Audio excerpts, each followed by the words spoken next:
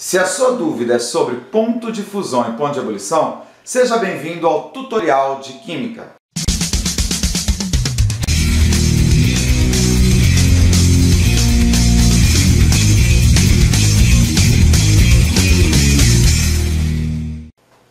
Bom, se você chegou até aqui, é porque você está com dificuldade para entender a definição dos pontos de fusão e ebulição. E até mesmo para que servem esses pontos.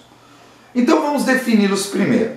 Vamos entender o seguinte: substância pura, quando muda de estado físico, a sua temperatura não se altera. Ou seja, vou pegar com você aqui aquele exemplo mais simples e mais prático, a água.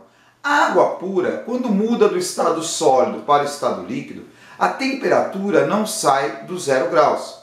Parece brincadeira isso, mas é verdade. Enquanto existe água sólida, enquanto a água está fundindo, a temperatura não sai do zero.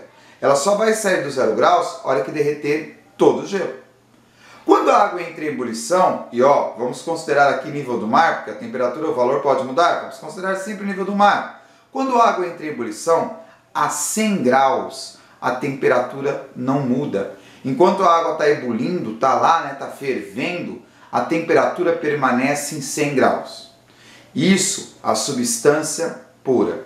Então veja, como essa temperatura tem um único valor, no caso da água 0 graus durante a fusão e 100 graus durante a ebulição, nós chamamos isso de ponto. Por isso a definição: ponto de fusão equivale à temperatura constante que ocorre durante a fusão. Ponto de ebulição, temperatura constante durante a ebulição. Inclusive nós costumamos ver, eu vejo muito em provas, às vezes alguns alunos escrevem assim: olha, a substância pura tem ponto de fusão e ponto de ebulição constantes. Por favor, não cometa esse erro. A partir do momento que você fala que é um ponto, ele já é constante. Então quer dizer, falar ponto de fusão constante seria nada mais do que um pleonasmo vicioso, um pleonasmo científico. Ok? Tudo bem. Cada substância é caracterizada pelo seu ponto de fusão e pelo seu ponto de ebulição.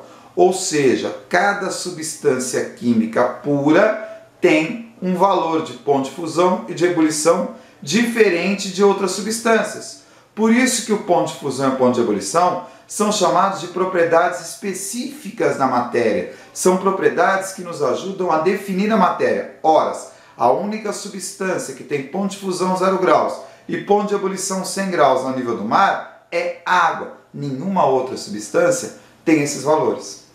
Bom, aí vem a aplicação mais prática do ponto de fusão e do ponto de ebulição. Entenda aqui o seguinte, olha aqui o esqueminha. Veja, qualquer valor de temperatura antes do ponto de fusão e a minha substância está no estado sólido. Qualquer valor de temperatura entre o ponto de fusão e o ponto de ebulição e a substância está no estado líquido. Qualquer valor de temperatura acima do ponto de ebulição, estado gasoso. Só para você entender, falei da água, 0 graus, ok. Se eu tiver água então a menos 5 graus, menos 5 está abaixo de 0, então a água vai estar no estado sólido. Água a 50 graus, beleza, 50 graus está entre 0 e 100, então a água vai estar no estado líquido. Então você vai prestar vestibular, você vai fazer a sua prova lá no seu ensino médio, primeiro, segundo colegial, não sei, você vai aplicar isso. O professor vai te fornecer lá uma tabela com ponto de fusão e ponto de ebulição de várias substâncias. A única coisa que você tem que entender é o seguinte: qualquer temperatura pode definir o estado físico. Então eu pego, por exemplo, essa substância X. O ponto de fusão dela é 15 graus. Qualquer temperatura abaixo de 15 graus e a substância estará no estado sólido. Então o professor pergunta: olha, a substância X está no deserto de Saara, a 50 graus. Aqui, 50 graus para minha substância X está acima do ponto de ebulição. Pronto, ela vai estar no estado gasoso. Tudo bem? Beleza? Tranquilo a aula? Gostou? Se gostou, então, não esquece do joinha. Se você não se inscreveu no canal ainda, inscreva-se. Sempre haverão novidades desse mundo mágico e maravilhoso da química. Ok? No mais, beijos e bons estudos!